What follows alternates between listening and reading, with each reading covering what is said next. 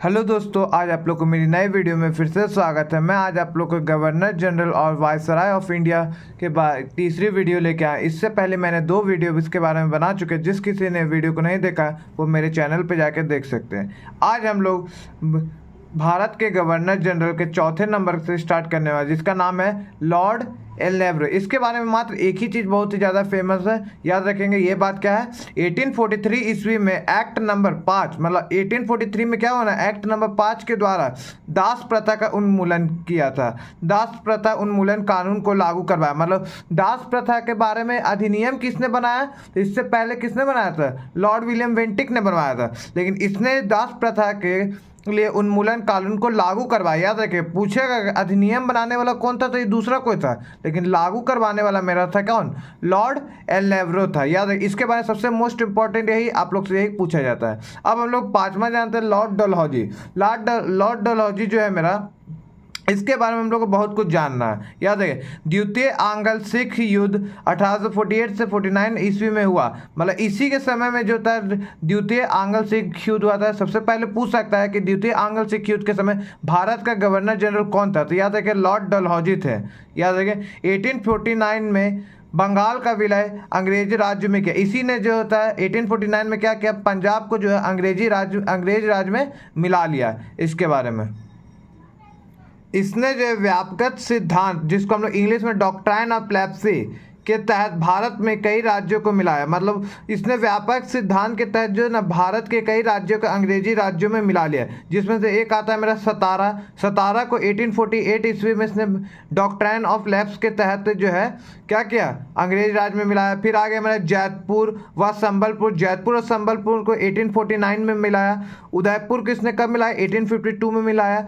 झांसी को 1853 ईस्वी में और नागपुर को 1854 ईस्वी में। बाद में फिर अब्ध को भी मिलाया, लेकिन अब्ध को इसने बाद में मिलाया था, जो कि 1856 में मिलाया था, जो कि हम लोग आगे डिस्कस करेंगे।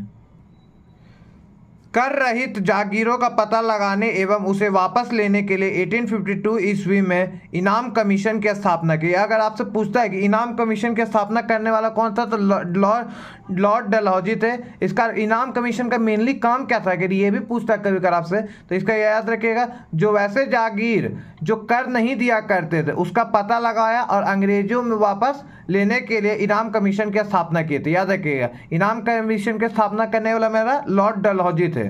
फिर क्या हुआ, 1856 ईस्वी में अब्ध का नवाब 1856 में कौन था, तो याद रखें वाजिद अली शाह था। याद रखें वाजिद अली था, पर कुशासन का आरोप लगाकर अब्ध को अंग्रेज साम्राज्य में मिला लिया।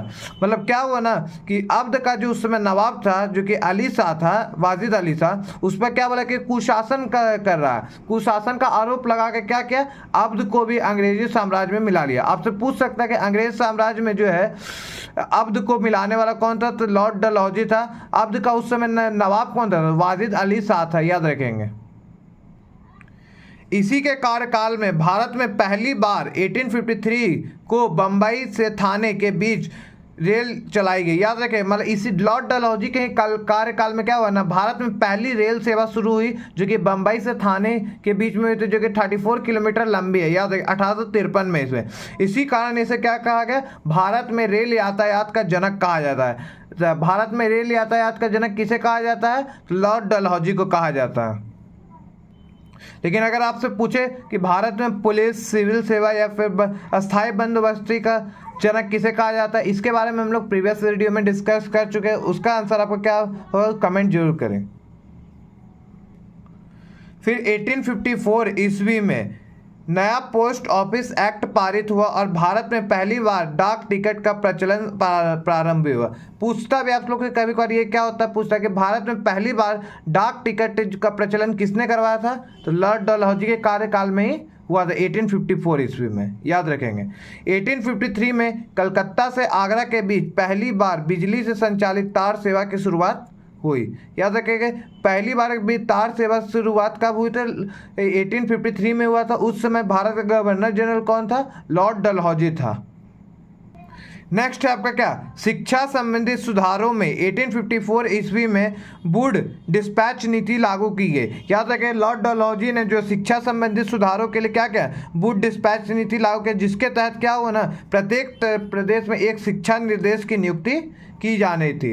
याद है, प्रत्येक प्रदेश में क्या क्या एक शिक्षा निर्देश की नियुक्ति करना था। इसी के लिए इसने क्या किया, वुड डिस्पैच नीति को लागू करवाया। फिर आप लोग से पूछता है क्या, 1854 ईस्वी में सार्वजनिक निर्माण विभाग, जिसको हम लोग PWD बोलते हैं बेसिल, इसकी स्थापना भी लॉर्ड डलहौजी ने की। याद रखें, PWD की भी स्थापना किसने की, तो लॉर्ड डलहौजी ने की। भारत में मतलब पहली बार रेल यात्रा की शुरुआत भी किसने करवाया, तो इसका भी आंसर लॉर्ड डलहौजी हो गया। भारत में पहली बार डाक टिकट का भी प्रचलन किसने करवाया, तो ये भी मेरा आंसर क्या होगा, लॉर्ड डलहौजी हो गया। रुड़की में जो मेरा इंजीनियरिंग कॉलेज है, इसकी स्थापना भी जो है इसी के शासनकाल में इसी ने करवाया था, इसी के शासनकाल में हुआ। याद रखें, इसे आधुनिक भारत के निर्माता के रूप में भी जाना जाता है। लेकिन ये आधुनिक भारत का निर्माता किसके लिए, भारतीयों के लिए नहीं, अंग्रेजों के लिए था, क्योंकि जितना भी काम किया सारा का सारा अंग्रेजों को फायदा पहुंचाने के लिए किया। चलिए अब हम लोग भारत के वायसराय के बारे में जानते हैं। पहला, भारत का पहला वायसराय या पूछे या फिर पूछे क्या, भारत का अंतिम गवर्नर जनरल, तो उसका दोनों का आंसर क्या होगा, लॉर्ड कैनिंग होगा। इसके समय में ही जो है 1857 की क्रांति हुई, जिसको हम लोग सैनिक विद्रोह के भी नाम से जानते हैं, भारत का पहला स्वतंत्रता संग्राम के भी नाम से जानते हैं। याद रखिए, जिसके बारे में हम लोग आगे वीडियो में डिस्कस करेंगे। सबसे पहला पूछता है भारत का पहला वायसराय कौन था, तो लॉर्ड कैनिंग थे। इसी के समय में 1856 में विधवा पुनः विवाह अधिनियम पारित हुआ, मतलब विधवा को पुनः विवाह करने का अधिनियम जो पारित करवाने वाले किसी के समय का हुआ, तो ये लॉर्ड कैनिंग के समय में हुआ। याद रखेंगे बात।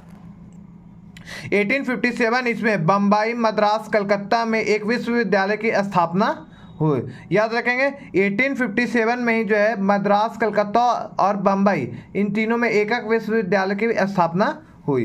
अब पूछता है कि 1857 की क्रांति के लिए मेरा जो कमीशन के लिए जो कमीशन बैठा है, जांच कमीशन कौन सी बैठा है, तो उसका याद रखें, उसका नाम है पील कमीशन की स्थापना की गई थी। याद रखें, पील कमीशन।